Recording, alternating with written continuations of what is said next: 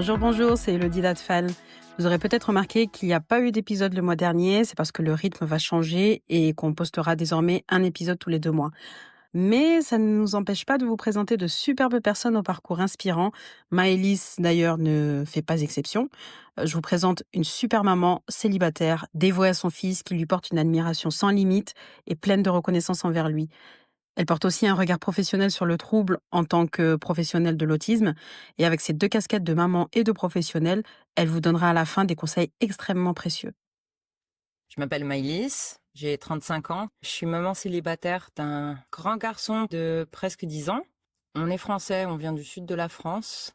On a émigré en Suisse pour différentes raisons, dont son autisme, depuis presque 4 ans. J'ai plusieurs casquettes dans l'autisme.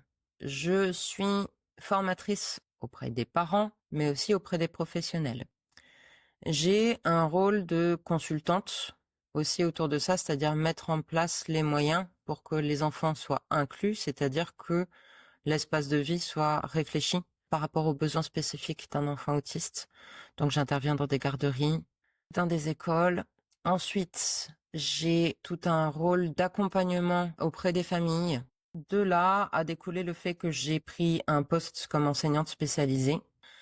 Et enfin, j'ai été nommée au comité d'autisme Vaud, qui est donc l'association des parents qui représente les intérêts des personnes autistes sur mon canton, qui appartient à la fêtière Association Suisse Romande, qui appartient elle-même à Autisme Europe, etc. Voilà. Mon fils suivait un parcours assez classique, plutôt un bon développement, je dirais, quand il était tout bébé. Je commence à avoir des suspicions, pas forcément d'autisme, mais en tout cas qu'il y a quelque chose qui cloche aux alentours de ses 18 mois sur différents petits points. Il ne répond pas à son prénom, il fait que ce qu'il veut, comme il veut, quand il veut. Il se mettait tout le temps sur sa chaise haute, debout, en prenant absolument pas en considération le fait que je lui disais que c'était dangereux, qu'il risquait de tomber, etc. C'est un enfant qui peut passer des heures dans son parc, tranquille, à tripoter ses jouets électroniques. Il tend jamais les bras pour que je le prenne faire des câlins. J'interpelle mon pédiatre aux alentours de ses 2 ans. Quand mon pédiatre, qui était pourtant maître d'université, j'ose prononcer à ce moment-là le mot d'autisme parce qu'il y a quelques mois qui sont passés et qu'on m'a nommé ça dans mon entourage. Non, non, tout va bien, madame, vous êtes primipare, c'est le premier, en plus c'est un petit garçon, il fait pas d'efforts, il a l'air clairement intelligent, il vous mène par le bout du nez, vous devez juste insister. Et maintenant, c'est une souffrance quand j'y repense, en fait, au fait qu'il s'est presque moqué de nous, en fait, de moi et de mon enfant, à ce moment-là. En parlant à sa stagiaire, il montre la tête de mon fils, il dit « de là à là, c'est un caillou. Un caillou très intelligent, mais un caillou. » Sous-entendu, c'est un têtu. Moi, je demandais de l'aide et il aurait fallu qu'on me dise « je sais pas, je suis pas sûre, ça demande quand même réflexion, madame. » Donc, il a environ 2 ans. Et je l'inscris à l'école du coin, donc aux alentours à peu près à 3 ans, quoi. Et au bout d'un mois, on me dit, on a convoqué le psychologue scolaire pour faire des observations. L'enfant, il comprend absolument pas le sens de pourquoi il est ici, etc. J'avais vu mon enfant dans le cadre privé systématiquement, donc tout seul. Et le gros tort des parents, c'est souvent de se suradapter. C'est-à-dire l'enfant, il sait pas parler ou des choses comme ça, ben, on traduit, on devance ses désirs, etc.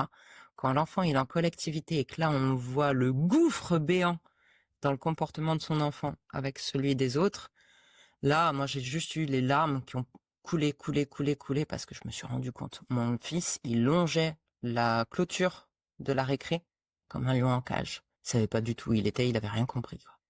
Et donc, on commence la démarche de diagnostic officiel à ses 3 ans et demi. Donc, il commence déjà les soins, finalement, très, très tôt. Même si tout se passe bien pour mon fils, je sens quand même qu'on est sur un siège éjectable et que du coup, avec l'étiquette autiste, ça va être la galère dans le système français. Donc, connaissant un petit peu le système suisse, j'ai continué à me renseigner. Dans les écoles ordinaires, il y a des enseignants spécialisés qui viennent travailler en individuel ou en groupe, etc. En plus de la ESH, en plus du maître ou de la maîtresse généraliste. Il y a des CRPS, donc c'est ce qui correspond à des ULIS, mais c'est des classes d'intégration aussi. Et les 2 premières années de ce qu'on appelle les classes enfantines, donc première et deuxième année primaire, c'est de la pseudo-maternelle si on devait comparer avec le système français, ils sont en double niveau. Donc la classe dans laquelle il arrive, ils sont 19, mais répartis sur 2 niveaux. Donc il y a la moitié de la semaine où il y a l'autre moitié de la classe qui est pas là, et ils sont 9. Donc il y a un petit peu plus d'attention aussi qui est faite. Après, on est passé sur des effectifs beaucoup plus gros, c'est-à-dire qu'à partir de la 3e année primaire, il est passé à du 14, et là il est à 16. On a une vie maintenant, on est en privation de rien. Une vie dans laquelle mon fils ne s'est privé d'aucun plaisir.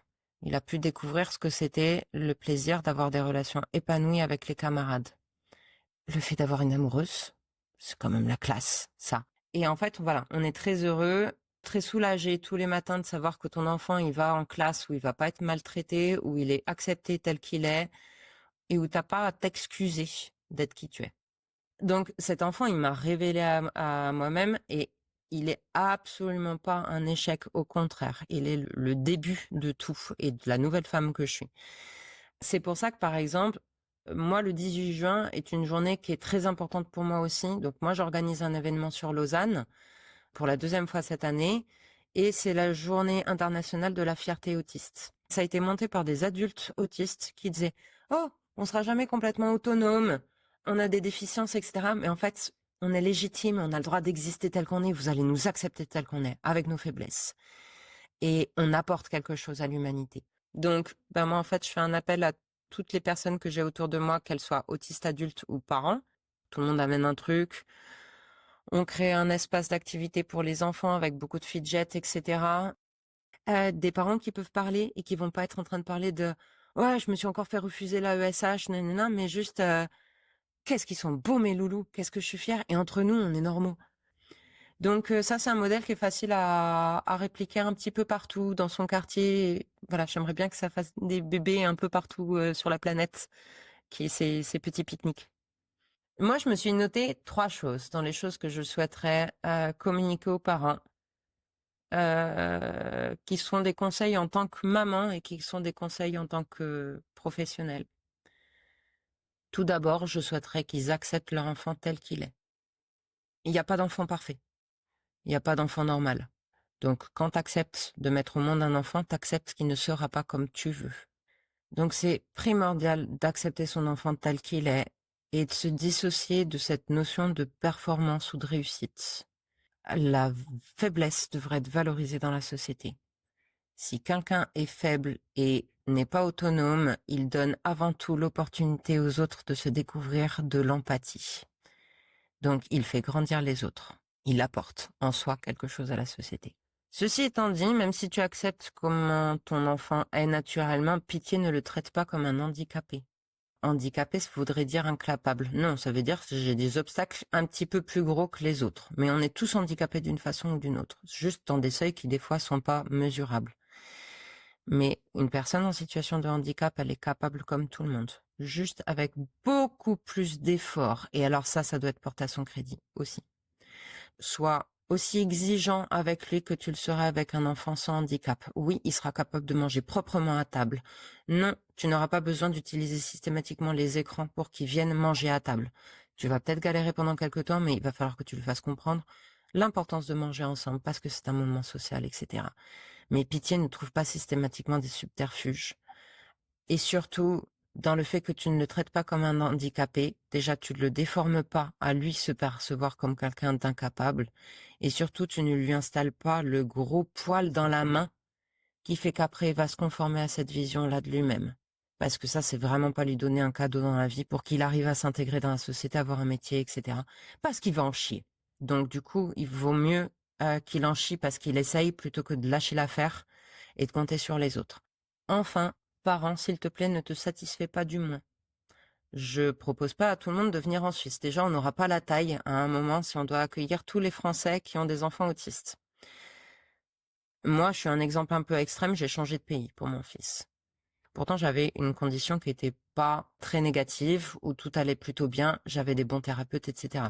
Mais il y a un moment, en fait, où je me suis dit, ouais, mais tu vas toujours te satisfaire de ce qu'on a bien voulu te donner, alors que tu pourrais avoir encore plus et que cet enfant mérite plus.